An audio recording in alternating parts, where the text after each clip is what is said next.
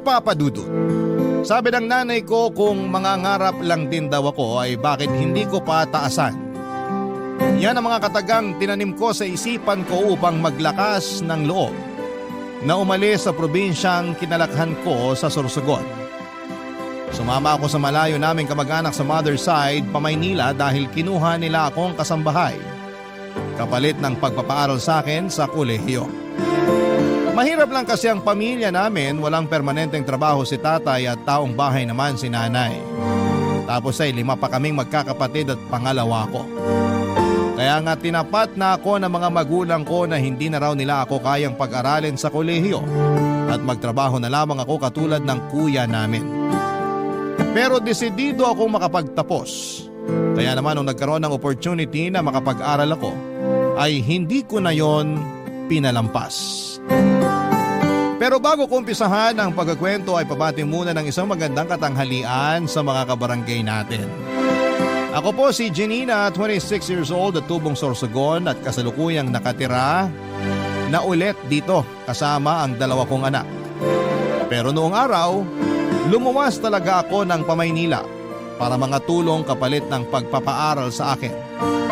Mabait naman ang mga kamag-anak namin yon, malayong tiyahin siya ni nanay na walang asawa at anak kaya naging misyon na niya sa buhay ang pag-aralin ang mga pamangkin niya at mga pamangkin sa pinsan.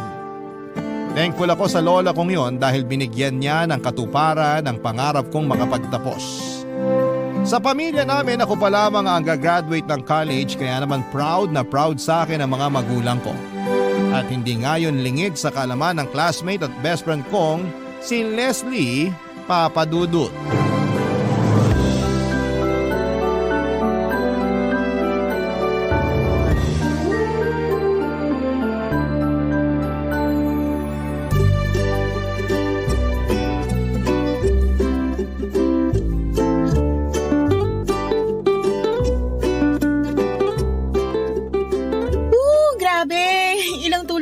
Bago graduation natin, Leslie. 1, 2, 5 tulog na lang. Excited na ako. Halata nga, kita ko nga ngiti mo. Ang lapad. Siyempre, matagal din nating hinintay itong pagkakataon na to na makagraduate tayo. Akala ko kasi madedelay dahil nag-pandemic pero buti naman hindi. Oo nga pero ang hirap pa rin kasi biglang nag-online class tapos dami pa rin mga restrictions. Pasalamat na lang tayo, unti-unti nang bumabalik sa dati yung lahat. 2021 na! Sigurado ako na mas magiging maluwag na sila sa susunod na taon. Dapat lang kasi paano tayo maghahanap ng trabaho niyan kung magla-lockdown ulit? Oo nga pero wag naman. Kasi kahit nasabihin pwedeng magpasa ng resume online, hindi lahat ng company nag-i-interview via phone. Yun talaga ang worry ko Kahit na nakagraduate na tayo, wala pa rin kasiguruhan yung magiging trabaho natin. Basta ako, may listahan na ng mga kumpanya na gusto kong pasukan. In fact, nagpaasa na nga ako ng resume sa kanila last week lang Talaga? Oo, naisip ko na kahit tumatakbo yung oras, meron na ako nagawa. Buti ka pa. Ako kasi wala pa. Busy pa ako sa ibang bagay. Pero yung totoo, kabado ko sa kung anong mangyayari sa atin pagkatapos ng graduation. Bakit naman? Iba na raw kasi yung labanan sa paghahanap ng trabaho Marami kang kakumpetensya na mas magaling sa'yo. Natatakot ako na mapag-iwanan. Hindi mangyayari yun kasi matalino ka naman. Pareho tayo. Ikaw lang yun, no? Average student lang naman ako. Hindi naman natin maiiwasang matakot pero ang mahalaga, harapin pa rin natin yung takot na yun at labanan. Ano naman kung marami kang kakumpetensya, marami rin namang oportunidad. Dapat handa ka lang sunggaban yung mga yon. Katulad ko, sinunggaban ko yung oportunidad na makapag-aral kahit na malayo ako sa pamilya ko. Oo nga, ang tapang mo nga kasi nakaya mong umalis sa comfort zone mo. Paano mo yun nagawa? Kasi mataas ang pangarap ko sa sarili ko. Gusto kong makagraduate ng college. Hindi naman ako kayang pag-aralin nila nanay at tatay kaya ako na lang gumawa ng paraan. Buti na lang tinulungan ako ng kamag-anak ko. Hindi ka ba nalulungkot kasi malayo ka sa pamilya mo? Nalulungkot pero tiniis ko na lang. Mas focus ako sa goal ko na mag-aral at makagraduate. Kaya nga sisiw na lang tong paghahanap natin ng trabaho sa susunod. Kasi alam ko sa sarili ko na hindi ako basta-basta susuko hanggat hindi ako nakakapasok sa pangarap kong kumpanya. Sa bagay, sabi mo nga kailangan lang nating harapin yung takot natin. Oo, saka kaya lang naman tayo natatakot. Kasi bago sa atin yung sitwasyon eh. Ganyan din naman yung naramdaman ko nung unang beses ako nagpunta rito sa Maynila. Probinsyana ako, 'di ba? Oo. Pero habang tumatagal, nasasanay na ako. Tapos na-realize ko na kaya lang naman ako natakot kasi bago sa akin yung lugar na titirhan ko. Kapag bago tayo sa isang sitwasyon, normal na matakot tayo kasi hindi natin alam yung gagawin eh. Pero napag-aaralan naman lahat ng bagay. Basta tiyagain lang natin na matuto. Pasasaan din ba't mawawala rin yung takot na yun? Wow, ang galing mo talagang magsalita. Bigla tuloy lumakas ang loob ko. Basta tandaan mo, ano man ang mangyari, magiging maayos din ang lahat. Okay, tatandaan ko yan. Papadudot katulad ko ay mahirap lang din ang buhay ng pamilya nila Leslie. Tapos namatayan pa sila ng nanay kaya tatay na lamang niya ang kumakayod sa kanila. Kaya nga nagkakaintindihan kami ng husto sa pagkakaroon ng mataas na pangarap na umasenso sa buhay pagdating ng panahon. Sa kaso ko papadudot ay isinaayos ko na sa isipan ko ang lahat ng mga bagay na gusto kong gawin pagka-graduate. Kung anong posisyon sa trabaho ang papasukin ko at kung saang kumpanya ako magtatrabaho. Goal-oriented kasi akong tao. Organisado rin at disiplinado. Kaya naman kumpiyansa ako sa kakayahan ko na maging madali sa akin ang buhay kapag nakapagtapos na ako. Kaya lang ay hindi pala yon ganon dahil ibang-iba ang realidad. Marami kang kakompetensya at hindi sapat ang talino lamang kung mahina kang dumiskarte. At napatunayan ko yon nang sa may ilang beses din akong na-reject sa mga kumpanyang inaplayan ko. Sa unang pagkakataon ay pinanghinaan ako ng loob na baka sa kangkungan na lamang ako pulutin. Bukod doon ay nahihiya na rin ako sa lola ko na nagpaaral sa akin dahil hindi naman habang buhay ay titira ako sa poder niya. Inaasahan din ako ng pamilya ko sa probinsya na makapagpapadala na ng pera sa kanila kaya naman kailangan ko nang magtrabaho. At habang inaantay ko pa ang tawag sa akin ng mga kumpanyang una kong pinasahan ng aplikasyon, pumasok na lamang muna ako ng ibang trabaho na available ng mga panahong yon. At yon ay ang pagtao sa isang butika na malapit lang sa lugar namin. Natanggap naman ako dahil overqualified ako. Minimum lang din ang sweldo pero pwede nang pagtiyagaan para may panggastos ako sa pag-a-apply sa susunod. Pero 2 linggo pa lamang ako na nagjo-duty doon nang makilala ko si Boji, ang tinaguriang ihaw-ihaw boy sa lugar na yon, papadudot.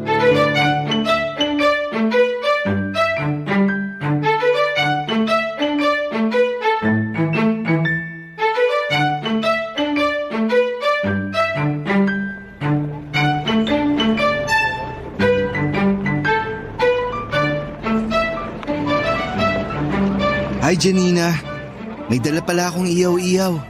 Ulamin mo na lang mamayang tanghalian para hindi ka nalalabas. Oh, Ay, salamat! Wow, ang bango naman, tsaka mukhang masarap. syempre, ako nag-ihaw niyan eh. May sauce na rin yan. Isang suka na maanghang at matamis. Di ba gusto mo na pinaghahalo yung sausawan? Oo, pati yun napansin mo rin. Syempre, observant ako eh. Teka, tama ba yung sinabi ko? Observant nga ba yun yung sa Tagalog, mapagmasid? Yung napapansin yung mga bagay-bagay? Oo, tama naman. Buti na lang, tama. Nakakahiya kasi sa'yo kung mali. Grabe ka naman. Ay, teka, magkano pala to? Naku, huwag mo nang bayaran. Libre ko na yan sa'yo. Baka naman malugi na kayo niyan ha. Hindi yan. Malakas naman yung ihawan ng amo ko. Saka binabayaran ko naman yan sa kanya. Bale, kinakaltas na lang sa susunod kong sahod. Nakakaya naman eh. Ilang beses mo na ako nililibre ng ihaw-ihaw. Baka naman wala ka ng sweldohin dahil sa mga kaltas mo. Ayos lang yun. Basta yung mahalaga sa akin. Makita kitang busog at nasasarapan sa mga ihaw-ihaw namin. Kahit na wala na akong sweldohin, walang problema. Ay naku, ako naman yung problema niyan eh. Bakit naman? Eh syempre, inuubos mo sa akin yung sweldo mo. Paano na lang kung may importante kang paggagamitan, di wala ka nang nadukot sa oras ng pangangailangan. Ayos nga lang. Kasi nandyan naman mga kamag-anak ko. Pwede akong mangutang sa kanila. Yan naman yung wag na wag mong gagawin. Mababait naman sila. Ilang beses na nila akong pinautang nung nagipit ako kaya alam ko na maaasahan ko sila. Kaya wag mo nang isipin yun. Basta, tama na yung panlilibre mo sa akin. Kaya ko naman bumili ng ulam eh. Hindi mo na ako kailangang alalahanin kung nakakain ba ako o ano. Kaya ko sarili ko. Kahit na. Gusto ko pa rin para alam ko na nakakakain ka. Pero bakit? Anong bakit? Wag mo sanang mamasamain ha. Nagtataka lang kasi ako bakit ka masyadong concerned sa akin eh. Hindi naman tayo magkaano-ano. Ouch! Sakit mo naman magsalita. Sorry, pero real talk lang. Akala ko pa naman naalata mo na. Nakahalata ang ano? Na may gusto ako sa'yo. Ha? Gusto kita, Janina. Unang beses pa lang na nag-duty ka sa butika na to. Crush na kita. Kaya nga lagi akong ganadong pumasok sa trabaho at mag-iyaw ng mga barbecue kasi nasisilayan kita dyan sa tapat. Alam na din ng mga kasamahan ko yung pagka-crush ko sa'yo kaya sinabi nilang gumalaw-galaw na raw ako bago pa ako maunahan ng iba. Ganun ba? Oo, kaya ayun. Naisip ko na hatiran ka ng mga iniyaw ko para naman matikman mo. At syempre, para makapagpakilala na rin ako sa'yo. Kasi... Sigurado naman ako na wala ka pang boyfriend. Kasi kung meron, di sana may sumusundo sa'yo tuwing tapos ng duty mo. Pero wala naman ako nakikita kaya tiwala akong single ka pa. Tama ba? Oo, tama naman. Single nga ako. Wala rin akong manliligaw kasi hindi pagbo-boyfriend yung focus ko eh. Ganun ba? Pero masarap din magka-boyfriend. Merong mag-aalaga sa'yo. Makikinig sa mga kwento mo. May kasabay kang kumain.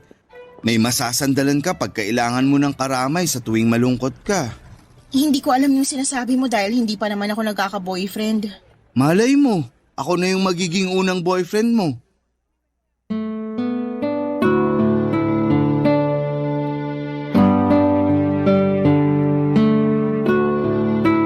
Papadudot gwapo si Boji, moreno at matikas ang pangangatawan. Para siyang modelo na hindi na-discover kaya nauwi na lamang sa pag-iihaw ng mga barbecue ang kanyang propesyon. Hindi ko naman sa minamaliit ang trabaho niya dahil marangal yon at masarap naman ang mga paninda nilang barbecue. Pero naikwento ni Boji na mababa lang daw ang kinikita niya doon. Hindi rin naman kasi yon sa kanila at pumasok lang siyang taga-ihaw para magkatrabaho. Kabaliktaran ko si Boji kasi hindi siya nakapagtapos ng pagkaaral. Sa katunayan hanggang grade 3 lamang ang inabot niya dahil sa kahirapan kaya mas ginusto na lamang niyang magtrabaho noong araw para makatulong sa pamilya nila. Bagay na labis kong hinangaan sa kanya kaya nakuha niya ang loob ko. Naging malapit kami ni Boji sa isa't isa dahil na rin sa mga ihaw-ihaw na dinadala niya sa butikang pinagtatrabahuhan ko. At kapag natatapos ang duty ko ay niyayaya muna niya akong tumambay sa ihawan nila at pinapakain niya ng libre para raw busog na ako pag uwi sa bahay namin. Pero nahihiya ako kaya binabayaran ko pa rin. Kapag wala siyang masyadong iniihaw, nagkakaroon kami ng tsansa papadudot na makapagkwentuhan tungkol sa buhay at mga sarili namin. Tapos hindi ko na lamang namanayan na nahulog na ako sa kanya. Naging kami ni Boji at pagkalipas ng isang buwan ay nabuntis niya ako, papadudot. Barangay Love Stories. Barangay Love Stories. Papadudot nung kolehiyo ako, ang focus ko lang talaga ay pag-aaral at makapagtapos. Kaya nga iniwasan kong pumasok sa kahit na anong relasyon. Para sa akin ay sagaba-labang yon sa pagtupad ko sa aking mga pangarap. At nung nakapagtapos nga ako ay ganon pa rin ang nasa isipan ko. Maliban na lamang nang dumating sa buhay ko si Boji. Totoo pala ang kasabihan na kahit na anong talino mo, mabobobo ka pagdating sa pag-ibig. Aminado naman kasi ako na nawala ako sa focus ng mga panahong yon dahil nadaig ako ng aking damdamin. Pero napasubo na ako. Lalo na noong nagbunga ang relasyon namin ng boyfriend ko. Nagdesisyon kaming magsama sa isang bubong ni Boji Papadudut. Itinira niya ako sa maliit na kwarto sa compound kung saan ay puro kamag-anak niya ang kapitbahay. Pero hindi yon sementadong kwarto o maayos na compound dahil nasa squatters area lamang kami. Bali plywood lang ang dingding ng kwartong inuukupan namin na may mataas na kisame. Maliit lang din yon, mainit dahil kulob pero pwede nang pagtiyagaan. Binilhan at pinalagyan ko na lamang ng linoleum ang sahig para naman maging presentable. Nahiya na rin kasi ako sa lola ko na makitira sa bahay nila lalo pat buntis na ako. Tapos na rin naman ang responsibilidad niya sa akin noong graduate ako. Kaya nilakasan ko na lamang ang loob ko na tumayo sa sarili kong mga paa. At dahil wala namang kaming ipon ni Boji ay kinailangan ko magtrabaho pa rin sa butikang pinapasukan ko hanggang sa kabuwanan ko. Hirap kasi talaga kami sa pera at madalas kaming kapusin. Gusto ko ring bumili ng mga damit at gamit ng magiging anak namin kaya kahit malaki na ang tiyan ko noon at masakit na ang balakang ko ay tinitiis ko na lamang basta sumweldo ako. Dahil nga sa mga nararamdaman kong yon ay madalas na mainit ang ulo ko at lagi ko na lamang pinagbubuntunan ng galit at inis si Boji. Dahilan para mag-away kami, Papadudut.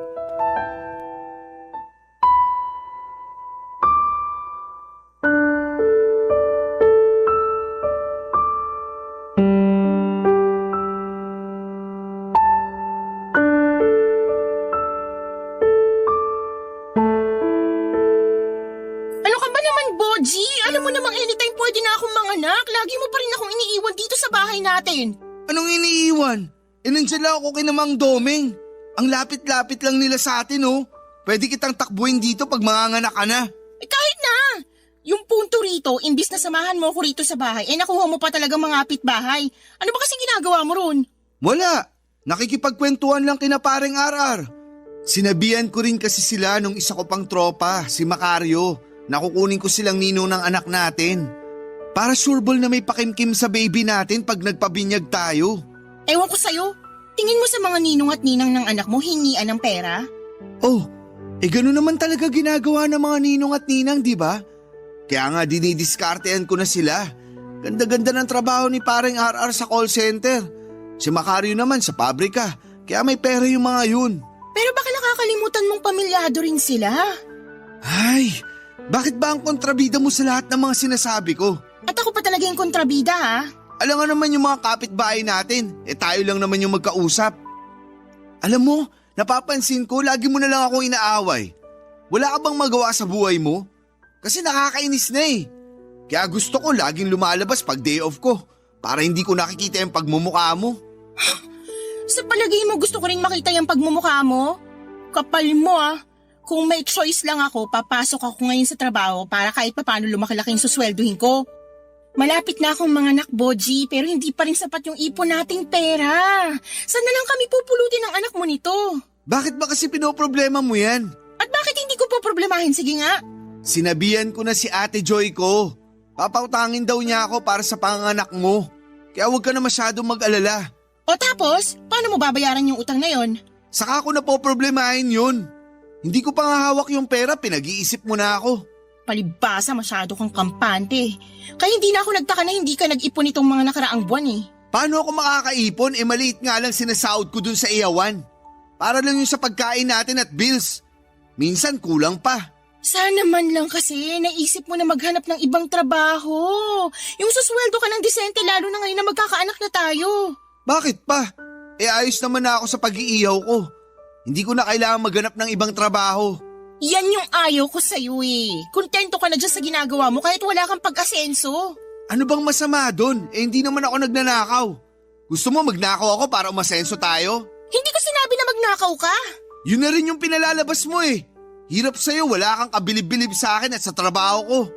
Akala mo ba hindi ko nararamdaman na ikinakaya mo ako? Ano bang pinagsasasabi mo? Palibasa, nakapagtapos ka ng pag-aaral. Ako hanggang grade 3 lang. Hindi ko naman iniinsulto yung natapos mo at hindi ko rin kinukumpara ang sarili ko sa'yo. Hindi raw, pero yun ang nararamdaman ko. Problema mo na yun. Anong sinabi mo? Sumusobra ka na! Sige, subukan mo lang nasaktan ako, ipapabarangay talaga kita. Sisiguraduhin ko rin na hindi mo na makikita yung anak mo. Papadudo, totoo nga na unti-unti mong makikilala ang isang tao kapag nakasama mo na siya sa isang bubong. At doon ko nga lubos na nakilala si Boji. Insecure siyang tao at ma-pride. Ayaw niyang tinatapakan ko ang ego niya dahil para sa kanya ay lalaki siya. At siya ang padre di pamilya. Ayaw ko rin namang magmarunong sa harapan niya kahit na ako itong nakapagtapos ng pag-aaral sa amin. Pero para siyang pako na kailangang laging pukpukin para bumaon. Wala siyang sariling pag-iisip at pagkukusa na sumubok ng ibang trabaho nang sa ganon ay lumaki-laki naman ang kanyang sweldo. Katwiran ni Boji, hindi siya nakapagtapos ng pag-aaral kaya baka maliitin siya ng ibang tao. Kaya hanggang pag-iihaw na lamang daw ang kaya niyang gawin. Ang pag-iihaw ng barbecue ang plano niyang gawin hanggang sa pagtanda niya. Pero magkakaanak na kami at kahit na ilang beses kong pinaliwanag sa kanya na mas magiging malaki na ang mga gastusin namin ay hindi niya pa rin yon maintindihan.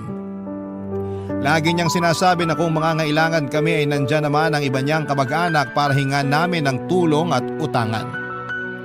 Doon ako lalong na-frustrate sa kanya at hanggang sa sumapit na ang araw kung kailan manganganak na ako.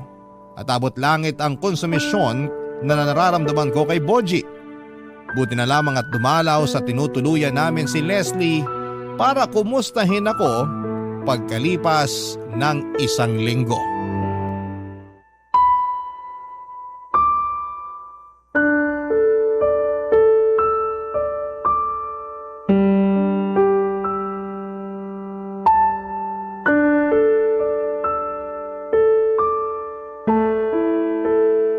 Kumusta ka na ba? Ito, pagod at puyat. Hirap pala ng may baby. Laging alanganin yung tulog ko. Buti pa nga si Boji, kompleto yung tulog kasi kapag umiiyak yung anak namin, iniiwan niya ako rito sa bahay at doon nakikitulog sa ate niya. Ano? Seryoso ba yun? Oo. At hinahayaan mo lang? Noong una nagagalit ako kasi parang pinababayaan niya lang ako dito mag-alaga sa anak namin. Hindi parang. Kasi pinababayaan ka niya talaga. Nasaan ba naman ang utak ng Boji na yun? Kapapanganak mo pa lang tapos ganyan ka na niya tratuhin? Katwiran niya kasi may trabaho pa siya kinabukasan. Paano na lang daw siya makakapagtrabaho ng maayos kung inaantok siya dahil sa ingay ng iyak ng anak namin. Kaya ayun, hinahayaan ko na lang. Pagod na rin kasi ako magalit sa kanya. Mas galit pa siya sa akin. Kapal naman ang mukha niya. Pwede ba ako magsabi sa'yo? Kasi hindi ko na kaya eh. Sobrang bigat na sa dibdib ko eh. Pakiramdam ko pag hindi ko na ilabas to, sasabog na lang ako bigla. Oo naman. Best friend mo ko, diba? Magsabi ka lang sa akin. Pagod na kasi ako. Mahal ko naman yung anak namin ni Boji pero naisip ko, masyado pang maaga para dumating siya sa buhay ko. Ano bang ibig mong sabihin? Sana hindi mo na ako pumayag na mabuntis ni Boji noon. Sana hindi ko na lang siya nakilala o kung sana iniwasan ko na lang siya. Alam mo naman na mataas yung pangarap ko sa buhay, di ba? Oo naman. Pangarap kong magtrabaho, makapag-ipon ng pera at matulungan si nanay sa probinsya. Pero hindi na yun natupad kasi ako mismo kailangan ko ng tulong eh. Sobrang awang-awa ako sa sitwasyon namin ng anak ko nung nanganak ako. Kasi public hospital lang yun, siksikan kami sa ward tapos may kahati pa kami sa higaan. Nakatagilid na nga lang ako, pati yung anak ko para lang magkasya kami. Kaya minsan, mas gusto ko na lang matulog sa upuan kahit na masakit yung buong katawan ko. Tumagal din kami ng 2 gabi dun pero grabe ang hirap namin. Pakiramdam ko dun ako mamamatay kaya sinabi ko kay Boji na iuwi na kami ng baby namin dito sa bahay. Tapos pagdating dito, panibagong problema na naman. Hindi pa nga ako nakakabawi ng lakas mula sa panganganak kailangan ko na rin kumilos dito sa bahay. Anong ibig mong sabihin? Paanong kumilos dito sa bahay? Ano pa nga ba? Di umastang asawa kay Boji. Kailangan ko magluto ng pagkain namin at maglaban ng mga gamit kasi hindi siya marunong. Matatambakan lang kami ng mga umog na labayin at ayoko naman yun kasi may baby kami. Pag hindi naman ako nagluto, bibili lang si Boji ng kanin at ulam sa labas. Kung minsan magdadala lang siya ng ihaw-ihaw na paninda niya eh. Sawa na ako doon. Purgang-purga na ako doon. Gusto ko naman kumain ng matinong pagkain. Sige, iiyak mo lang. Nandito lang ako para makinig sa'yo. Malaki lang talaga pagtatampo kay Boji kasi mukhang wala lang sa kanya yung sitwasyon ko. Sinabihan niya pa akong maarte kasi namimili raw ako ng ulam. Lakas naman ang loob niyang sabihan ka ng maarte. Siya kaya ang mga anak tapos magpadede sa baby ninyo. Kailangan mo talaga ng masustansyang pagkain yan. At hindi puro yung ihaw-ihaw nila na pag nasobrahan ka ay magkakasakit ka pa sa bato. Kasalanan ko rin naman kasi hinayaan ko yung sarili ko na mahulog sa kanya tapos nagkaanak pa kami kaya wala na talaga akong kawala. Hindi ko na matutupad yung mga pangarap ko. Huwag mong sabihin yan. Kasi naniniwala pa rin ako na matutupad mo lahat ng mga pangarap mo. Siguro sa ngayon medyo malabo pa kasi may baby ka eh. Pero hindi naman habang buhay alagain niyang anak mo. Basta tiwala lang, okay? Okay, sana nga tama ka. Basta wag ka lang mawawalan ng pag-asa. Laban lang. Pag kailangan mo ng kausap, nandito lang ako. Dadalawin kita lagi rito para makita ko rin lagi yung inaanak ko.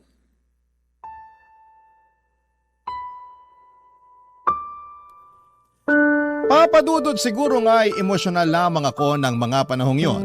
Kaya nailabas ko kay Leslie ang lahat ng daing at hinanaing ko sa buhay namin ni Boji.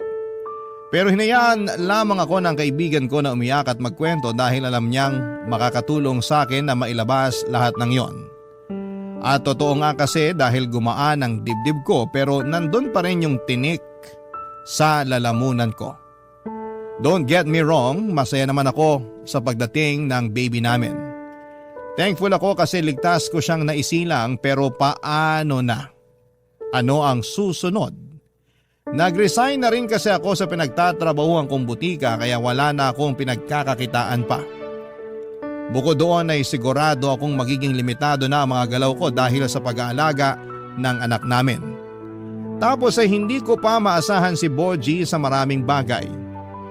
Ang hirap para akong mababaliw. May kinakasama nga ako pero para pa rin akong mag-isa. Gabi-gabi ay nananalangin ako sa Diyos na sana'y maghimala siya sa pamilya namin, Papa Dudut. Natulungan niya kami kasi natatakot akong maranasan din ang anak namin na maghirap. Noon pa nga lang na isinilang siya ay hikahos na kami. Paano na lamang kaya pag lumaki na siya? Yun talaga ang kinakatakot ko. Barangay Love Stories. Barangay Love Stories. Papadudot mabilis na lumipas ang isang taon, natuon ang buong atensyon ko sa pag-aalaga sa anak namin ni Boji. Sakitin kasi ito, payat at may pagkalampa.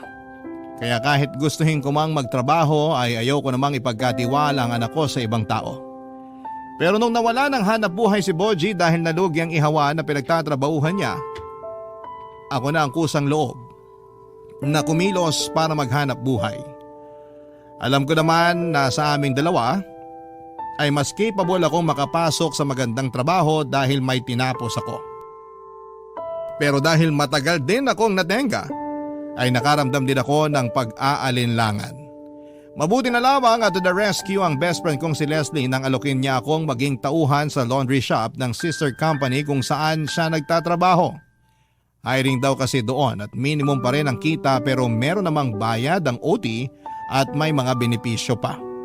Bukod doon ay malapit lang din sa amin kaya hindi na ako talo sa pamasahe.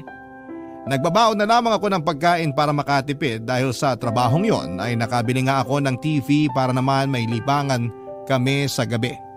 Sinipagan ko talaga ang pagpasok araw-araw para makapag-ipon ako at makapagpundar ng mga gamit sa bahay. Bukod doon ay masaya rin ako dahil nailalabas na namin ang anak namin at napapakain sa mga fast food na dati-rati tinuturo lamang niya dahil hindi namin kayang kainan. Kaso kung kailan ayos na sana ang lahat ay bigla namang umiksena ang kinakasama ko.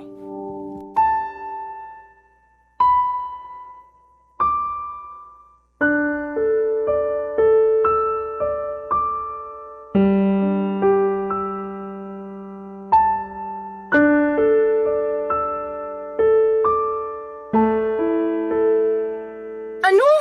Nasisiraan ka na ba ng ulo? Siraulo na kung siraulo. Pero sundin mo na lang yung sinabi ko. At bakit ko naman gagawin yun? Kasi sinabi ko. Boji naman, wag mo naman gawin sa akin to.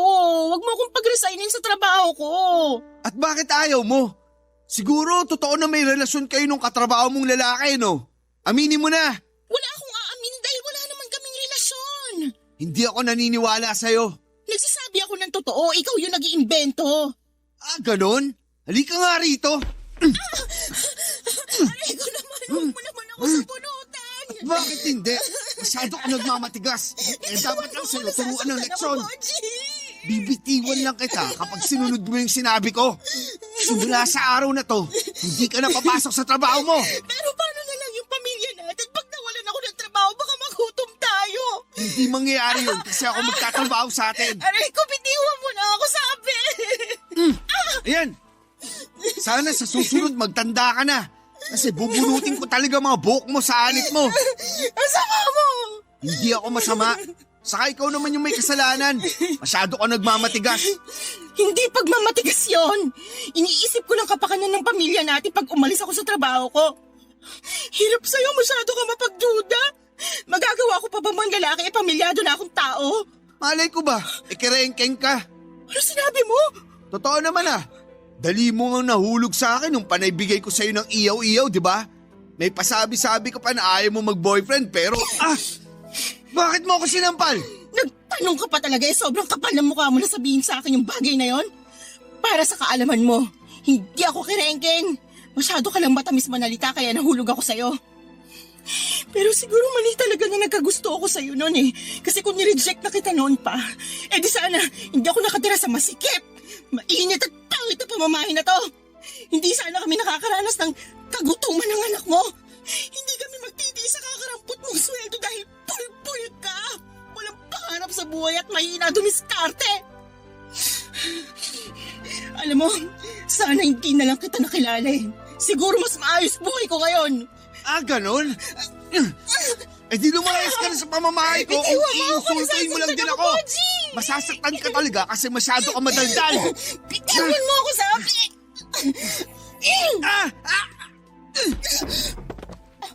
May salahi ka bang aso? Kinagat mo pa talaga ako. Pasalamat ka, yan lang ginawa ko sa'yo. Naku, Janina, pasalamat ka. Kaya ko pa rin magtimpi. Kasi kung hindi, kanina pa kita inuntog sa dingding. Nakakairita kang babae ka. Mas nakakairita ka! Basta ha, gawin mo yung sinabi ko. Umalis ka na dun sa trabaho mo. Kasi pag hindi mo sinunod gusto kong mangyari, may kalalagyan ka talaga. Kilala mo ako. Tinutotoo ko pag sinabi ko. Papa Dudut, hindi ko alam kung saan galing ang mga pagbibintang na yon ni Boji. Inosente ako at wala akong ginagawang masama at hindi ako nanlalalaki. Bakit ko gagawin yon? Pamilyado na akong tao. Kaya nga sobrang inis ko sa kanya at dismayado na rin dahil sa mga pinagsasasabi niya sa akin. Bukod doon ay kilala naman niya yung kasamahan kong lalaki dahil nakikita niya yon kapag sinusundo nila ako ng anak ko sa pinagtatrabahuhan ko. Nagkakakwentuhan pa sila kaya akala ko ay ayos lamang ang lahat. Yun pala ay pinagseselosa na niya ito. Kaya naman gulat na gulat ako. Pero bukod doon ay hindi ko matanggap na sinaktan niya ako dahil lang sa bagay na yon, Papa Dudut. Pero dahil nga ayaw magpatalo ni Boji, pinanindigan niyang siya na ang maghahanap buhay sa amin. Hindi sana ako papayag kasi alam kong mahina siyang dumiskarte. Pero nung tinakot na niya akong makikipaghiwalay sa akin at ilalayo pa ang aming anak pag hindi ako nag-resign ay doon ako nag-alala ng husto. Kaya nga para hindi na lumaki pa ang gulo ay sinunod ko na lamang ang sinabi niya. Malungkot ako at nalungkot din si Leslie noong nalaman na umalis na ako sa pinagtatrabahuhan ko. Pero pinaliwanag ko sa kanya na kapag may kinakasama na siya sa buhay, kailangan talaga niyang magsakripisyo. Naintindihan naman yon ng kaibigan ko at sinabi na lamang na kung kailangan ko ng tulong ay huwag akong mag-alangan na lumapit sa kanya, Papa Dudut. Tulad ng napagkasunduan, si Boji na nga naghanap buhay sa amin. Pero lagi siyang pa-extra-extra sa trabaho kaya wala rin siyang permanenteng kita. Ang masakit pa rito ay nabuntis niya ulit ako pagkalipas ng 2 buwan. Kasalanan ko rin naman kasi kinatamaran kong inumin yung pills na nireseta sa akin sa center. Kaya ayon, nagbunga na naman ng bata ang pagsasama namin. Ayoko pa kasi sanang magkaanak kami ulit dahil nga maliit pa ang panganay namin at napakahirap din ang buhay. Kaya nga kinausap ko ng masinsinan si Boji tungkol sa plano kong gawin, Papa Dudut.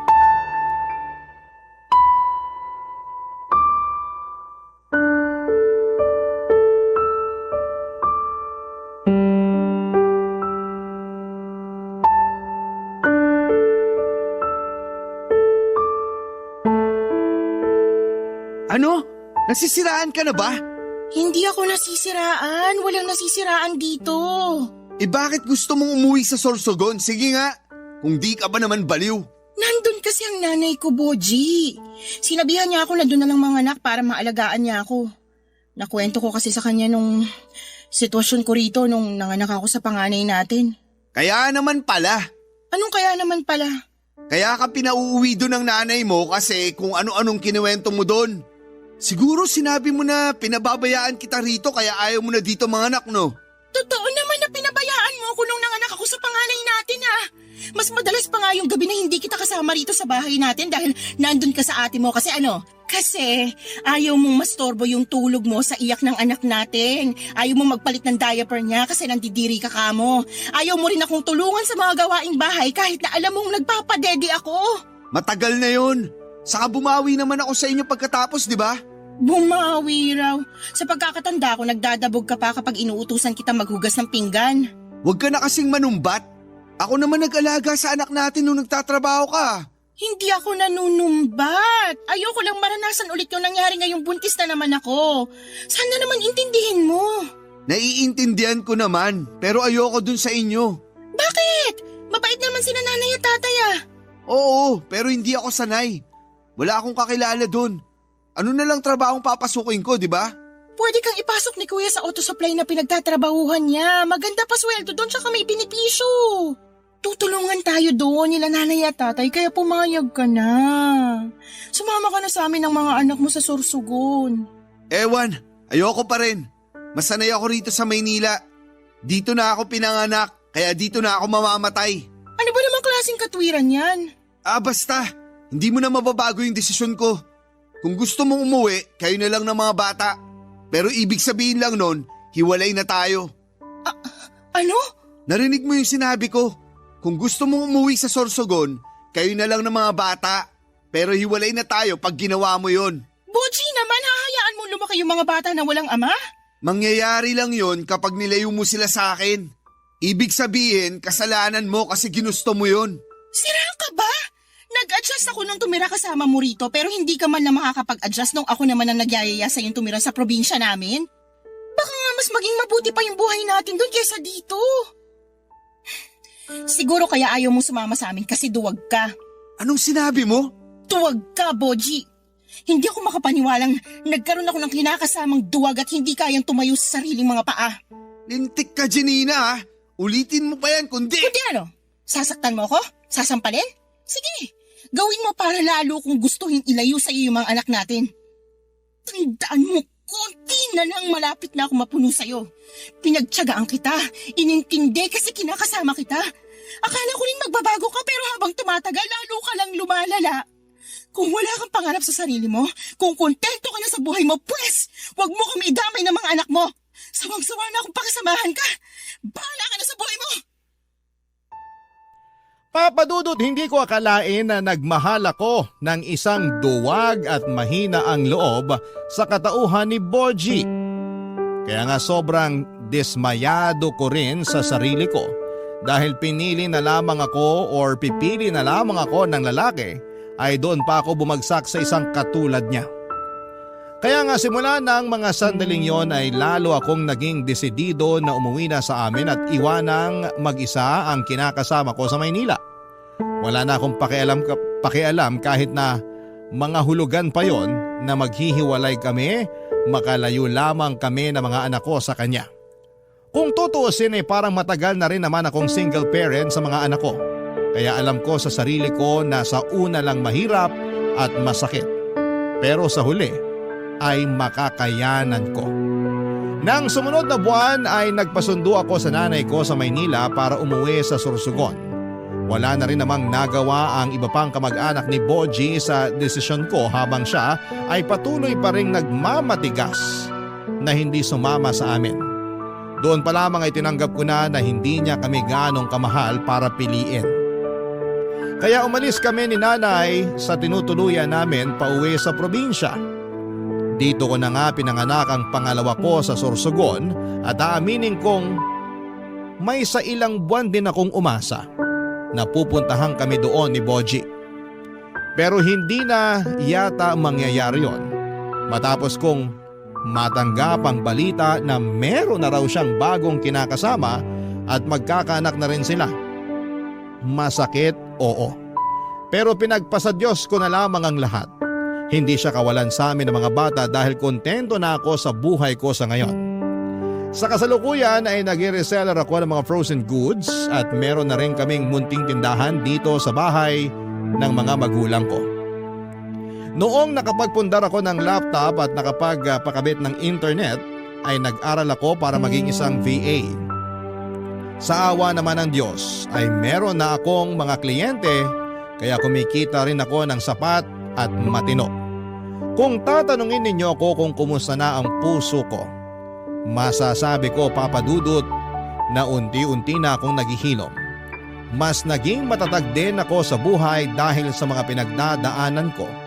Kaya kahit papaano ay thankful pa rin ako na nalagpasan ko yon. Ang mahalaga na lamang sa akin ngayon ay ang kapakanan ng mga anak ko at ng pamilya ko.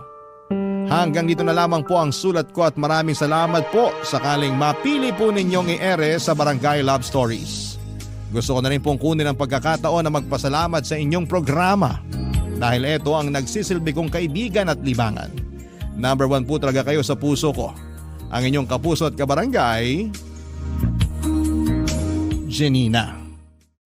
Dear Papa Dudut, ang pagiging wais ay isa sa mga bagay na natutuhan ko sa buhay, lalo na noong nagkaedad na ako. Bago ko po ipagpatuloy ang kwento, isang magandang araw muna sa inyo dyan sa Barangay LS 97.1 at sa mga kapwa ko kabarangay na hindi kumpleto ang pananghalian kung hindi nakikinig ng Barangay Love Stories. Number 1 talaga kayo sa puso ko dahil libangan ko ang pakikinig ng mga istorya ninyo. Ako nga pala si Greta, 27 years old at taga Taytay Rizal. Sa kasalukuyan, ang pinagkakabalahan ko ay ang peanut butter business na sinimulan namin sa isang public market sa Taytay. Bukod po sa peanut butter ay sinamahan namin ang iba't ibang mga pampasalubong ang tinitinda namin ni Tia Marisol. Ang Tia Marisol ko po ang tumatayong magulang ko matapos mamatay ng nanay ko sa panganganak sa akin. Wala na rin akong tatay dahil hindi naman ito pinanagutan noong nalaman itong buntis sa akin ng nanay ko. Kaya malaki ang pasasalamat ko sa tiyahing ko matandang dalaga dahil kinupkup niya ako. Inalagaan, pinalaki, at pinag-aral, Papa Dudut.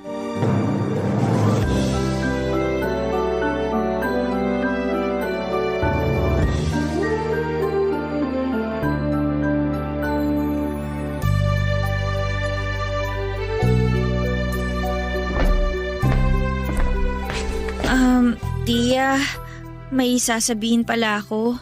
Ano yon, Greta? Pangako niyo muna na hindi kayo magagalit sa akin. Ano ba yan at kailangan ko pang mangako? Sige na po, mangako muna kayo sa akin. Aba, depende.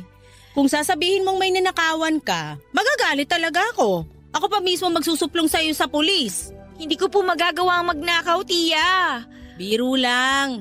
Ikaw kasi. Bakit hindi mo na lang sabihin yung sasabihin mo? Buntis po ako. Ha? Anong sinabi mo? Buntis po ako, tiya.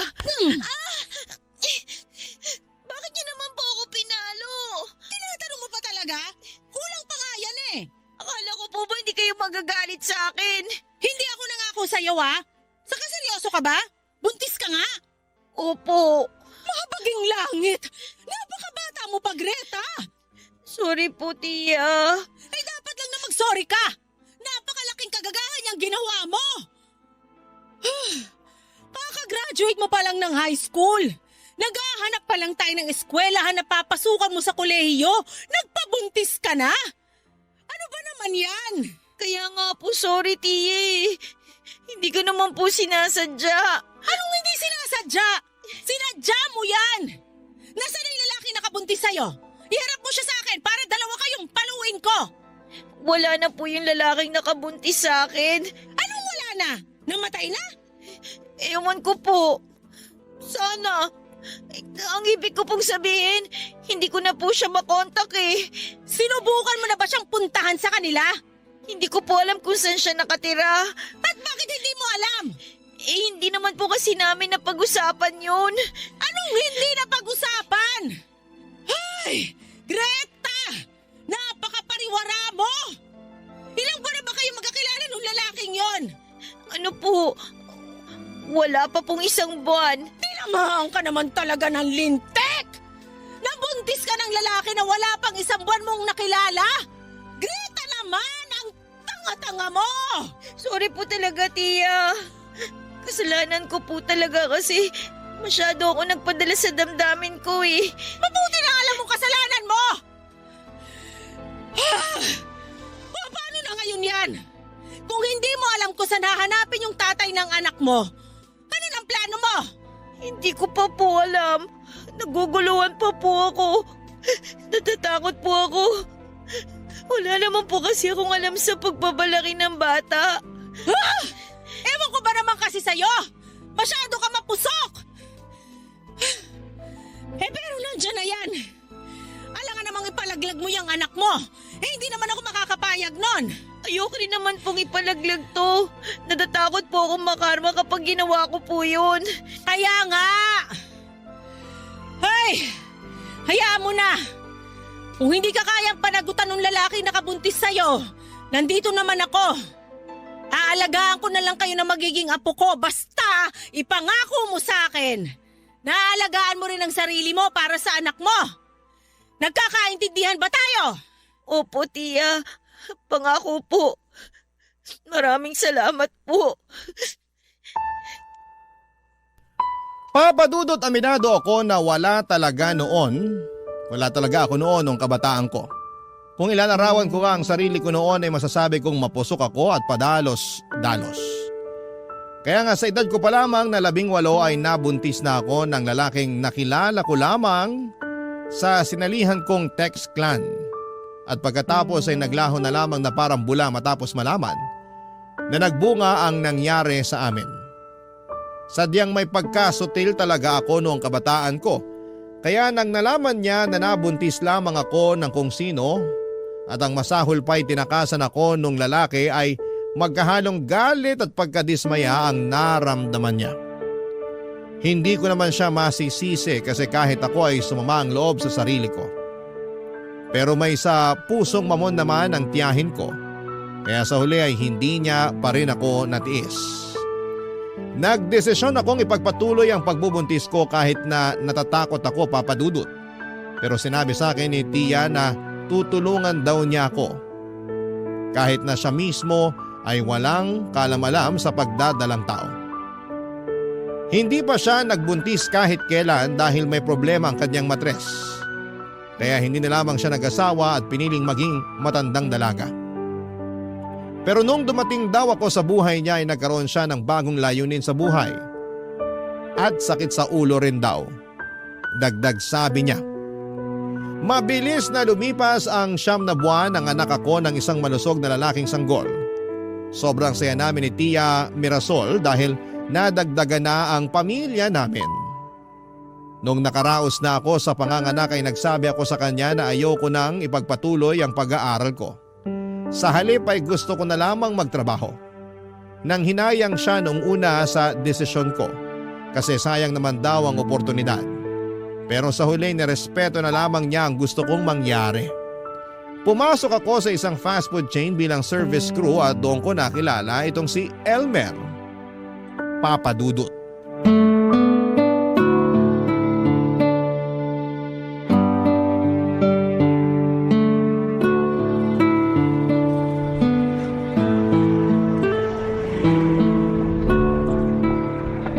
Greta!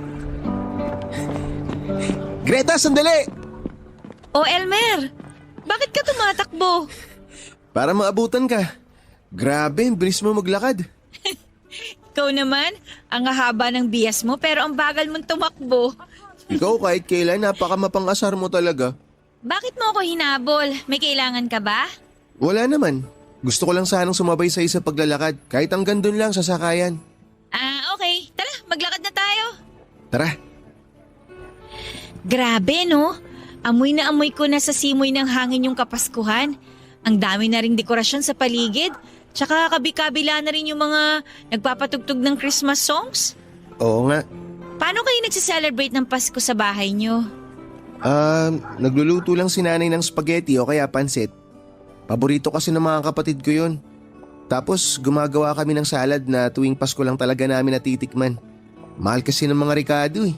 Sa bagay, totoo naman, wala nang mura ngayon eh. Tama ka, wala nang ang mura ngayon. Pero okay na rin, kasi kahit paano, meron kaming pinagsasaluan. Nag-exchange gift din ba kayo? Ako lang yung madalas na nagbibigay ng regalo kasi wala pa naman trabaho mga kapatid ko. Bata pa sila eh. Ay, oo nga pala, nakalimutan ko. Eh kayo, paano kayo nagsiselebrate ng Pasko? Nung bago ako magka-baby, lagi akong sinasama ng tiyahin ko sa bahay ng amo niya para doon mag-Noche Buena. Namamasukan kasi siya bilang kasambahay sa isang mayamang pamilya doon sa may lugar namin. Sobrang saya ko tuwing nandun kami kasi doon lang ako nakakatikim ng hamon at queso de bola. Doon lang din ako nakakakita ng malaking Christmas tree at maraming regalo. Binibigyan ka rin ba ng regalo ng amo ng tiyahin mo? Oo, sobrang bait nga nila eh. Kaso lang last year, sabay namatay yung mga amo ng tiyahin ko. Tapos sakto rin nagka-baby na ako. Kaya umalis na si Tia dun. Nakakalungkot naman. Anong kinamatay nila?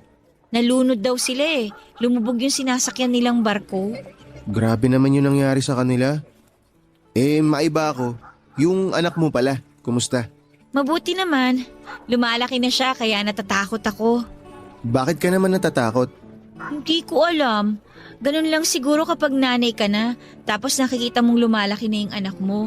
Naiisip ko na baka bukas makalawa, marunong na siya maglakad, nakakapagsalita na siya, mag-aaral na, katagalan mag-aasawa, tapos iiwan na ako. Grabe, sobrang advance mo naman mag-isip. Oo nga eh, hindi ko maintindihan kung bakit hindi ko maiwasang matakot. Kaya nga laging sinasabi sa akin ng tiyahin ko na sulitin ko raw yung bawat sandali na kasama ko yung anak ko. Alagaan ko raw siya hanggat kaya ko. Makipagbanding daw ako lagi kasi mabilis lang daw talaga ang panahon. Hindi ko na lang daw mamamalayan, malaki na siya. Nakakatuwa naman. Kaya nga saludo ako sa iyo eh. Bakit naman? Kasi ang tapang mo. Dahil lang may anak na ako kaya ako naging matapang? Oo, ang hirap kaya magpalaki ng anak. Totoo rin naman, pero aminin ko, may mga gabi na bago ako matulog, naiisip ko, paano kung hindi ako nabuntis ng maaga? Sana nakakapag-aral ako. Tapos may pagkakataon pa ako na makapagtapos. Magkakaroon ako ng trabaho na may kinalaman sa kursong tinapos ko. Tapos magtatrabaho ako sa ibang bansa. Pangarap ko rin kasi talagang makapag-abroad eh. Mag-iipon ako ng pera. Kapag nangyari yon, kukunin ko na si Tia tapos doon na kami titira. Kung ganon, magiging malayo na pala tayo sa isa't isa. Oh, ano namang kinalaman nun? Wala naman. Feeling ko lang kasi mamimiss kita pag umalis ka na. Patawa ka, wala pa nga eh. Tsaka parang imposible namang mangyari pa yon. Hanggang pangarap na lang siguro yon. Hindi natin sigurado yan. Malay mo, pagdating ng araw, magkatotoo. Ay nako, magdilang anghel ka sana. O paano, nandito na tayo sa sakayan. Ingat ka pag uwi ah. Salamat. Ikaw din, ingat ka ah. Bye! Bye-bye! Papadudot kapwa ko service crew si Elmer na una kong naging close noong pumasok ako sa pinagtatrabahuhan namin. Siya rin ang matyagang nagturo sa akin ng mga nalalaman niya tungkol sa aming trabaho. Kaya nga nagpapasalamat ako sa kanya dahil madali kong nagamay ang trabaho ko. Kung i-describe ko si Elmer ay masasabi kong may itsura siya.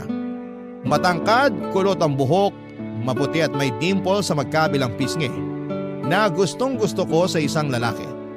Mas matanda siya sa akin ng 2 taon, bale mag-21 na siya noong mga panahong yon at ako naman ay kaka-19 ko lamang. Bukod sa mga magagandang katangian ni Elmer, gentleman din siya. Malambing, palatawa at masarap kausap. Dahil sa pagiging close namin ay pinagkamalan na kaming may relasyon ng mga katrabaho namin. Siyempre, todo dinaya ko dahil hindi ko naman siya type. Kahit na gusto ko sa lalaki ang may dimples, hindi ko nakita si Elmer bilang lalaki na makakarelasyon ko. Natatawa na lamang si Elmer kapag inaasar kami ng mga katrabaho namin kaya minsan papadudot. Naiinis ako sa kanya dahil parang hinahayaan lamang niya na asarin kami. Kaya lang ay hindi ko naman akalain na may feelings na pala talaga siya sa akin. At isang araw ay inamin niya yon, papadudot. Pero binasted ko siya, kaya nasaktan siya ng husto. Barangay Love Stories. Barangay Love Stories. Papadudot, gaya po ng sinabi ko ay hindi ko type si Elmer. Katulad ko lang din kasi siya na laki sa hirap. Nauna siya sa akin magtrabaho pero noong mga panahong yun ay wala pa rin siyang ipon dahil lahat ng sweldo niya ay binibigay niya sa pamilya niya. 6 kasi silang magkakapatid at siya ang panganay. Pa-extra-extra lang ang tatay niya sa construction kaya nagdesisyon siyang tumulong na lamang sa pagtatrabaho pagka-graduate niya ng high school. Believe naman ako sa sipag at determinasyon ni Elmer. Pero siya yung tipo ng halos wala ng ekstrang pera na natitira sa kanya. Kaya hindi ko rin siya binigyan ng pagkakataon na ligawan ako kasi poproblemahin niya pa ako. Ayoko naman na pumagitna pa sa kanya at sa pamilya niya. Kaya nga kahit na nakita kong nasaktan siya noong nireject ko siya, ang feelings niya ay hinayaan ko na lamang na lumipas sa mga araw. Alam ko makaka-move on din si Elmer at gano'n na nga ang nangyari. Pagkaraan ng ilang araw, bumalik na ulit ang closeness namin na parang walang aminang naganap. Tapos kinausap niya ako para sabihing nare-respeto niya ang desisyon ko. Nakahinga naman ako ng maluwag dahil hindi ko na kailangang mailang pa sa kanya. At ang lahat ng yon ay naikwento ko nga kay Tia Mirasol, papadudot.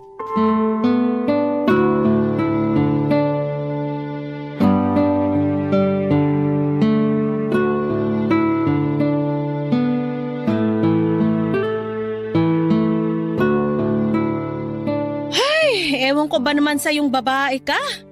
Kung kailan ka nakahanap ng matinong lalaki, pakakawalan mo lang ng ganong kadali. Ilang beses ko po ba dapat sabihin na wala nga po akong nararamdaman para kay Elmer? Kaya binasted ko siya. Kumusta naman yung bata matapos mong tanggihan? Okay naman po. Kinausap niya ako pagkalipas ng ilang araw. Talaga? Anong sinabi niya? Nirerespeto raw niya yung desisyon ko kaya masaya na ako. Kala ko kasi talaga mawawala na yung pagkakaibigan namin Pero kung ako yung tatanungin, boto ako kay Elmer para sa'yo. Sinasabi niyo na sa akin yan kahit nung hindi pa nagtatapat si Elmer. Noon pa man, naramdaman ko na kasi na may gusto siya sa'yo. Hindi nga ako nagkamali. Kaso ewan ko ba sa'yo? Hayaan niyo na po, Tia. Hindi ko lang po kasi talaga type si Elmer Bakit ba kasi hindi mo siya type? Nasa kanya na lahat. Mabait, maalalahanin, magalang. Wala pa po sa kanya ang lahat. Tsaka huwag niyo na pong ipilit kasi may iba po akong gusto. Sino naman? Yung Ben. Opo, mas type ko po siya kaysa kay Elmer. Ang tanda-tanda na nun. Grabe naman, tiya. 30 years old pa lang naman po siya. Kumpara naman sa edad mo. Kaka-19 mo pa lang, baka nakakalimutan mo. Hay, ano ba nagustuhan mo sa lalaking yun? Dahil de kotse, may negosyo. Sa totoo lang? Opo. Santisima ka talagang bata ka. Hindi kita tinuruang maging mukhang pera. Hindi po yun pagiging mukhang pera. Tawag doon pagiging praktikal. Alam niyo naman po na sobrang mahal na ng mga bilihin ngayon. Kaya kung hahanap lang naman po ako ng makakarelasyon, doon na po ako sa kaya akong buhayin kasama ng anak ko. Mahalaga pa rin na kilalanin mo yung lalaki bago mo pakisamahan. Hindi yung porke masaya kayo ngayon akala mo masaya na kayo habang buhay. Ang pag-aasawa, hindi parang kanin na isusubo yan tapos iluluwa pag napaso ang dila. Hindi pa naman po ako mag-aasawa, tiya. Sa galawan mo kasi parang kapag niyaya ka niyang makipag-live-in, sisigi ka na. Depende po kung maayos naman po yung usapan. Ewan ko talaga sa'yo. Basta ako, loyal ang boto ko kay Elmer. Naniniwala naman po ako na makakatagpo rin si Elmer ng babaeng para sa kanya. Yung pong mamahalin siya ng totoo. Bakit kasi hindi na lang maging kayo? Kayo, gusto niyo siya. Tsaka, hindi naman kayo yung makikisama sa kanya kung sakali. Mahirap naman po kung pipilitin ko yung sarili ko na magustuhan siya kung wala naman po talaga akong nararamdaman para sa kanya. Sa bagay, may punto ka naman. Pasensya ka na kung nagiging mapilit ako. Nag-aalala lang naman ako sa'yo. Alam ko naman po yun, tiya. Kaya nga nagpapasalamat pa rin po ako. Pero wag na po kayong mag-alala sa akin kasi malaki na po ako. Alam ko na po yung ginagawa ko. Basta ayusin mo mga desisyon mo sa buhay mo para hindi ka magsisi sa huli. Maging wais ka. Bago ka magtiwala sa isang tao, kilalanin mo munang mabuti. Mahirap na. Baka sa bandang huli, lumabas din yung tunay nilang kulay. Opo, tatandaan ko po yung mga sinabi ninyo. Salamat po ulit sa walang sawang pagpapaalala nyo.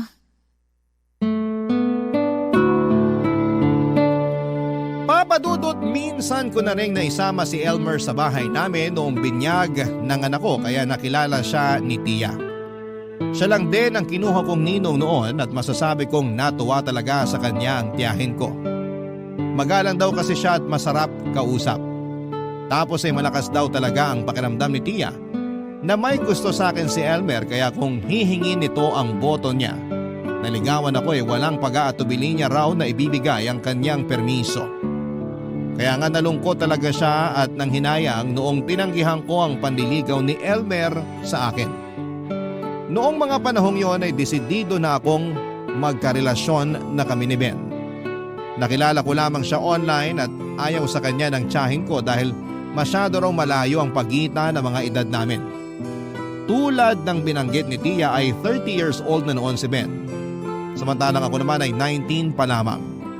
Kasal na siya pero hiwalay naman sa asawa at walang anak. Nagkakilala kami sa isang dating app at 2 beses na ring nag-meet. Masasabi ko na malayong-malayo kay Elmer ang estado ng buhay ni Ben dahil may negosyo ito na cafe at convenience store. May pera si Ben at yun ang hinahanap ko sa isang lalaki na pakikisamahan ko.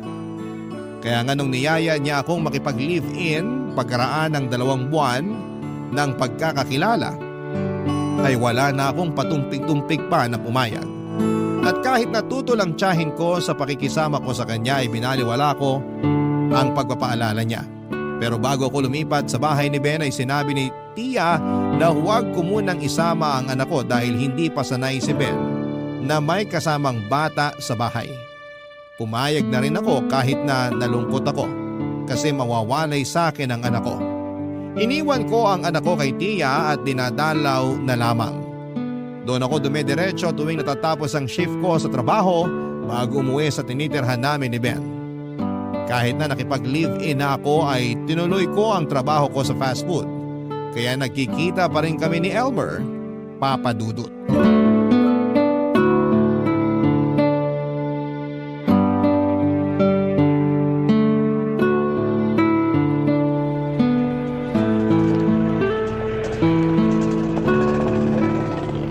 Ano, masarap sa usawa nila dito, di ba? Oo, masarap nga. Bagay na bagay sa isaw at kwek-kwek. Sarap nung combination ng suka tsaka sweet sauce, no? Uy, salamat sa pagsama mo sa akin dito, ha? Ano ka ba? Maliit na bagay.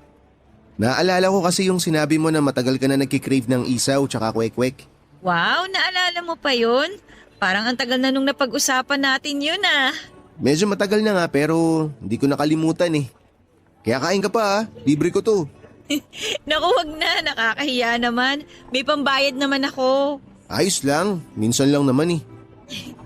Sige, pero okay na ako. Huling stick ko na ng isaw to. Busog na talaga ako. Kumain ka lang, huwag kang mahiya. Ano ka ba? Okay, pero mamaya na ako kukuha pag naubos ko na to. Ikaw bahala. Ay, nga pala. Kumusta kayo ni Ben?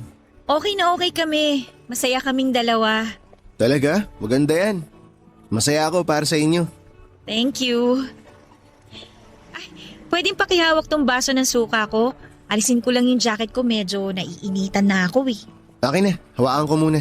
Salamat. Dinala ko tong jacket ko kanina kasi nilalamig ako eh. Pero ngayon okay na ako. Sandali.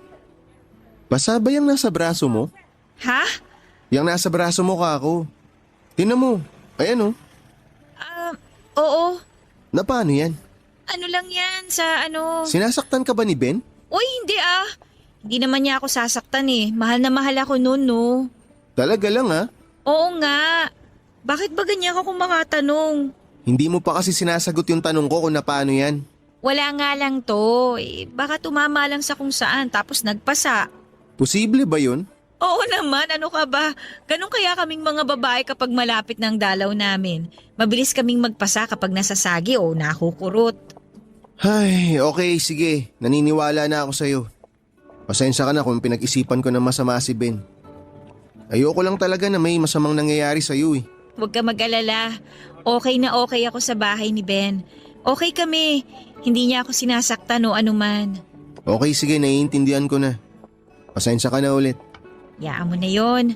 Sa susunod, iwasan mo na lang na mag-isip ng kung ano-ano. Baka kasi kung sa ibang tao mo yan sinabi kung ano pang maisip o maramdaman nila. Sa bagay, tama ka. Nagets ko naman yung ibig mong sabihin. Susubukan ko na mag-ingat sa susunod. Matanong ko lang, meron ka na bang nililigawan na babae? Ha? Bakit ganun yung tanong mo? Babae lang naman ang nililigawan, di ba? Aba malay ko, baka lalaki na kasi yung gusto mo ngayon eh. Sira. Hindi, napapansin ko kasi na lagi kang nakangiti sa cellphone mo. Kaya ayun, naisip ko baka meron ka ng bagong nagugustuhan. Sa totoo lang, meron na. Wow! Ano, nililigawan mo na ba? Yun nga eh, hindi ko pa siya nililigawan. Hindi ko pa rin sinasabi sa kanya yung nararamdaman ko. Bakit hindi pa? Wala lang. Baka naman kasi natatakot ka na mabasted ulit katulad nung ginawa ko sa'yo. Sa totoo lang, hindi naman ako natatakot na mabasted. Ang tumatakbo talaga sa isip ko, parang hindi pa ako handa. Gusto ko kasi na ayusin muna yung sarili ko para mas maging karapat-dapat sa kanya, ganun.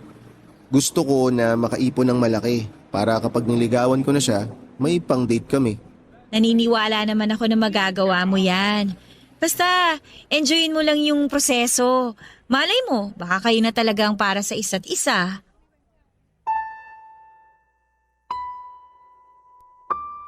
Papadudod sa totoo lang ay hindi naman ako napaano. Hindi tumama ang braso ko sa kung ano kaya ako nagkapasa. Sinaktan po ako ni Ben. Yun ang dahilan ng pasa ko sa braso at nangyari yun noong gabi bago kami nagkita ni Elmer kinabukasan. Napikon kasi si Ben sa akin nang sawayin ko siya sa pag-iinom niya. Kaya naitulak niya ako ng napakalakas. Natakot ako pero pinagsawalang bahala ko na lamang yon at sabi ko sa sarili ko baka lasing lang siya. Pero kinabukasan ay hindi man lang siya nagsorry sa akin kahit na nakita niya ang pasa ko. Magkahalong lungkot at sama ng loob ang naramdaman ko dahil parang nagbago ng ganon kabilis ang lalaking minahal ko. Nagdaan pa ang isang buwan na ulit na naman ang pananakit sa akin ni Ben at noong time na yun ay medyo dumadaan sa financial crisis sa mga negosyo niya kaya sa akin niya binubunto ng galit niya. Hindi ko na rin siya malambing katulad ng dati kasi parang nasusuka siya sa presensya ko. Daig ko pa, ang may nakakadiring sakit kung ipagtabuyan niya. Tapos kapag nasa impluwensya naman siya ng alak, ginagalaw niya ako kahit labag sa kalooban ko. Lahat ng iyon ay tinitiis ko sa pag-asang baka isang araw magbabago siya at babalik siya sa dati niyang ugali. Nababalik kami sa dati na masaya. Nababalik ang Ben na nakilala ko noon, Papa Dudut. Barangay Love Stories. Barangay Love Stories. Papa Dudut, kapag may mga sariwa akong pasa ay hindi ako umuwi sa amin para hindi makita ng anak ko. Nagdadahilan na lamang ako kay Tia, bagay na kinakainis niya kasi ayaw niyang lumaking hindi close sa akin ang anak ko. Ganon pa man ay inunawa na lamang niya. Malaki talaga ang pasasalamat ko sa Tia ko dahil inaalagaan niya ang baby ko. Kaya bilang ganti, nagbibigay na lamang ako ng extra money sa kanya bukod pa sa sustento ko sa anak ko. Pagkain nila at pambayad ng bills sa bahay. Wala na rin kasing trabaho si Tia Mirasol matapos umalis sa pinapasukan niya para alagaan ang anak ko. Ayoko mag-alala si Tia at natatakot din ako na baka paghiwalayin niya kami ng lalaking mahal ko kapag nalaman niyang sinasaktan ako ni Ben. Alam kong may pagkatanga ako ng mga panahong yon at kinakahiya ko yon kapag naaalala ko sa ngayon. Pero wala naman akong magagawa dahil parte yon ng pagiging mapusok at padalos-dalos ko noong kabataan ko. Doon ko nga naalala yung payo na laging sinasabi sa akin ni Tia Mirasol, yung tungkol sa pagiging wais sa pagpili ng lalaking pakikisamahan ko para hindi raw ako magsisi sa bandang huli.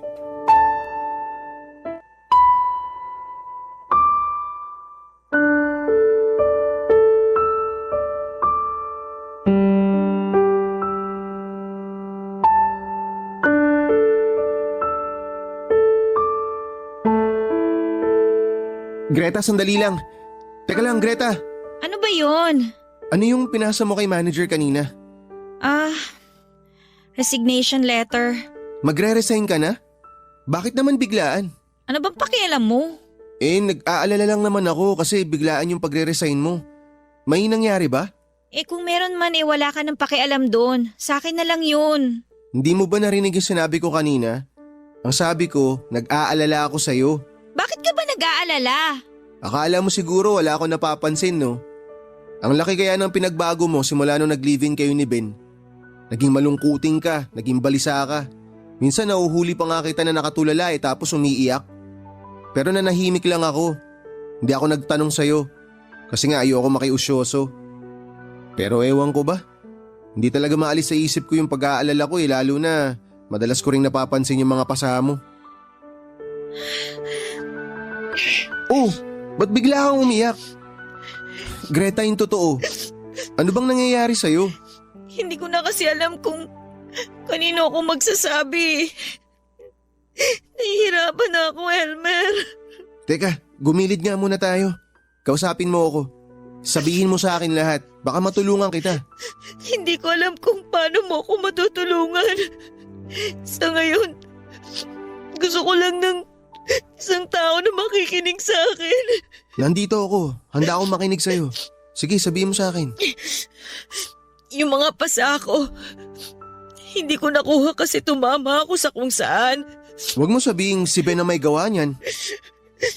Oo. Dapat sa lalaking yung pinadudugo yung mukha eh. Isama mo ako sa kanya para makita niya hinahanap niya. Elmer, kumalma ka lang. Paano ako kakalma? Tinan mo nga yung pinag-aagawa niya sa'yo. Kailan ka pa niya sinasaktan? Matagal-tagal na rin. Kailan yung matagal na rin? Simula ba nung una kong nakita yung pasa mo? Ganun na katagal? Oo. Bakit ngayon mo lang sinabi? Akala ko kasi normal lang yung ganun eh. Hindi normal yon. Kahit saang anggulo mo tingnan, pang-aabuso yon. Akala ko rin kasi magbabago siya eh. Pero habang tumatagal, palala siya ng palala. Kaya nga dapat hiwalayan mo na siya. Natatakot ako kasi Baka pag ginawa ko yun, mas lalo niya akong saktan. Eh di pakulong mo siya. Ano bang laban ko sa kanya? Malaki. Malaki ang laban mo sa kanya. Inaabuso ka niya. Kaya dapat turuan mo siya ng leksyon na siguradong hindi niya malilimutan. Napakahayo pala ng taong yun. Kung nalaman ko lang agad yung sitwasyon mo, sana noon pa lang kinumbinsi na kita na hiwalayan siya. Kasalanan ko naman kasi sa kabila ng lahat ng pananakit niya, ginusto ko pa rin makisama sa kanya. Ewan ko rin ba sa sarili ko? Sobrang tanga ko talaga. Ay, ganun siguro talaga pag nagmamahal ka. Sa totoo lang, itong pag-resign ko, si Ben ang may gusto nito. Ayaw na raw kasi niya na nagtatrabaho ako. Doon na lang daw ako sa bahay niya. Baka mas lalo ka mapahamak pag nagkataon. Naisip ko nga rin yun eh. Tapos wala rin kaalam-alam yung tiyahin ko sa nangyayari sa akin. Bakit kasi hindi ka nagsasabi sa kanya? Natatakot ako na malaman niya. Siguradong paghihiwalayin niya kami ni Ben. Tama lang naman yun kung tutuusin. Kasi hindi ka naman talaga mahal nung lalaking yun. Sige nga, kung talagang mahal ka niya, bakit ka niya sinasaktan? Isipin mo nga mabuti. Kaya kung ako sa'yo, hiwalayan mo na siya. Sabihin mo sa tiyahin mo yung sitwasyon mo para matulungan ka niya. Huwag mong hayaan yung sarili mo na manatili sa lalaki na hindi ka naman nire-respeto. Papa Dudut, hindi ko na nga nakontrol ang emosyon ko at nasabi ko na kay Elmer yung totoo kong sitwasyon. Tulad ng inaasahan, galit na galit siya kay Ben. Gusto niya itong sugurin sa bahay at gulpihin. Pinigilan ko lamang siya at wala na namang mangyayari. Mapapahamak lamang siya kahit na mas matangkad si Elmer ay hindi pa rin niya kakayanin si Ben. Babad kasi ito sa boxing gym kaya matitigas ang mga kamao niya at maganda ang pangangatawan nito. Bukod doon ay ayoko ring mapahamak si Elmer kaya inawat ko siya sa plano niya. Mabuti na lamang dahil kumalma rin naman siya, Papa Dudut. Pero dahil nga sa mga sinabi niya ay napag-isip-isip kong tama siya. Na baka kapag pinatagal ko pa ang pakikisama kay Ben ay hindi magtagal mabaldado na niya ako. Kung tutuusin ay kasalanan ko naman kasi nasilaw ako sa pera niya at sa komportableng buhay na inoffer niya sa akin. Pero lahat ng yon ay balat kayo lang pala niya. Doon ko napagtagpi-tagpi ang dahilan kung bakit sila naghiwalay ng asawa niya. Battered wife ito. Abusive. Doon ako natakot para sa buhay ko kaya naman ura-urada akong nag-decide na tapusin na ang relasyon namin. Sinunod ko ang payo ni Elmer na sabihin sa tiyahin ko ang mga nangyayari. At tulad nga ng inaasahan ay galit na galit si Tia Mirasol sa nalaman niya at kulang na lamang ay sugurin niya si Ben sa bahay nito. Naisip ng tiyahin ko na ihabla si Ben dahil sa ginawa niya sa akin pero inaawat ko siya. Ang gusto ko na lamang kasi mangyari ng mga panahong yon ay makatakas sa abuser ko. Kaya naman kahit gusto ng tiyahin ko na turuan ng leksyon ng ex-boyfriend ko, nirespeto na lamang niya ang desisyon ko. Pakiramdam ko kasi ng mga panahong yon ay para akong bote na babasaging sa dami ng mga pinagdaanan kong trauma ay mababasag na ako anumang sandali. Pero siguro tadhana na rin ang gumandi kay Ben matapos kong mabalitaan na nasangkot siya sa isang krimen. Paglabas niya raw ng boxing gym, isang araw ay tinambangan daw siya ng riding in tandem. Pinuntirya ang sentido niya na siyang mabilis na kumitil sa kanyang buhay. Ayon sa mga pulis, kaso yon ng mistaken identity. Wala naman daw criminal record si Ben. Wala siyang nakakaaway at hindi siya sangkot sa kung ano. Napagkamalan lamang siya, kaya siya tinumba ng mga suspect. Mabilis na lumipas ang ilang buwan at masasabi kong unti-unti na akong naghihilom sa mga trauma na pinagdaanan ko.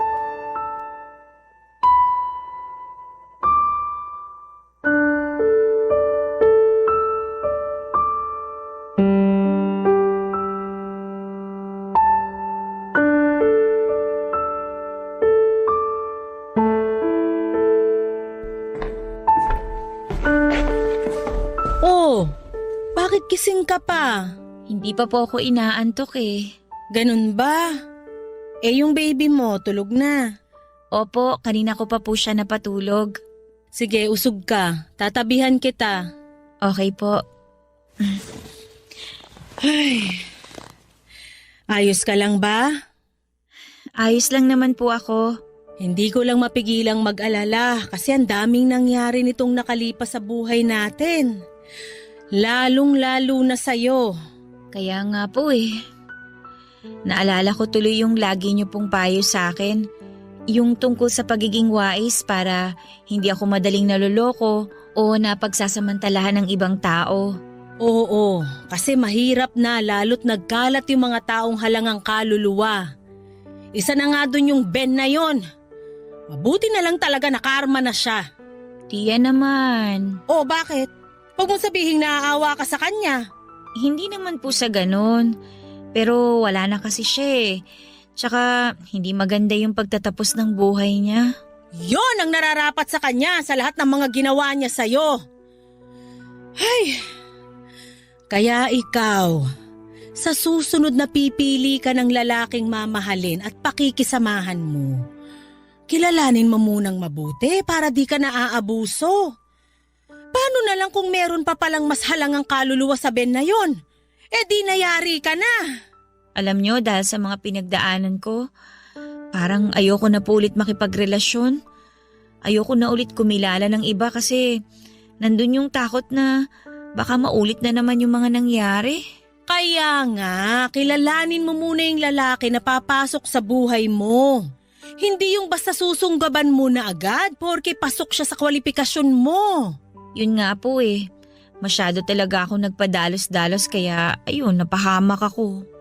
Ay, bata ka pa naman, Greta. Marami ka pang aral na matututunan na magagamit mo para maging mas wais sa buhay.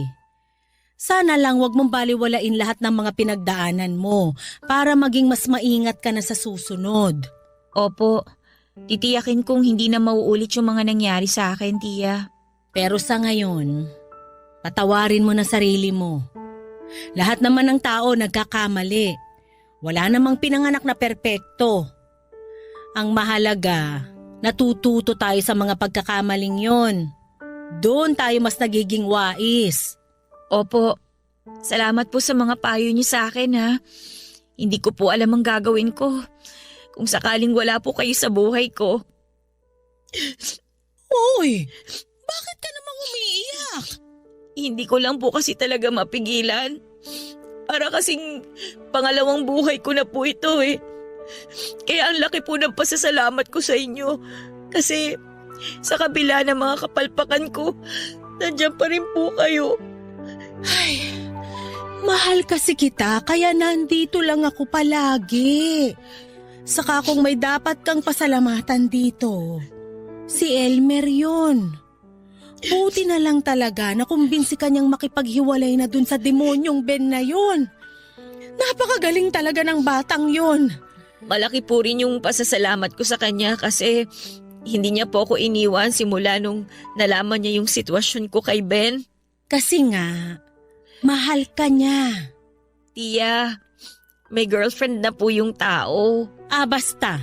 Naniniwala pa rin ako na mahal ka pa rin niya kaya ganun na lang kung mag-alala siya sa'yo. Baka naman kasi dahil kaibigan niya ako kaya po siya ganun. At ano pa man, mabuti na lang may isang Elmer sa buhay mo. Tiya, pwede po ba akong payakap? Oo naman. Halika. Salamat po ulit sa lahat-lahat, Tiya. Sa pag-aalaga niyo sa akin simula nung pagkabata. At kahit na ngayon na matanda na ako, hindi pa rin kayo nagsasawa. Malaki po talaga yung utang na loob ko sa inyo. Para sa akin, bata ka pa. At saka wala yun, ano ka ba? Hindi naman ako naniningil.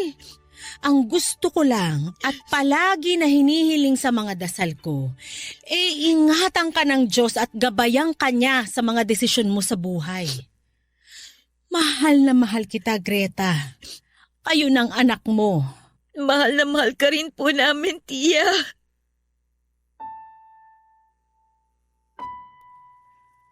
Papa Dudut, walang hanggang pasasalamat ko sa Panginoon dahil tinulungan niya akong makaalis sa masalimuot na sitwasyong minsan kong kinasadlakan.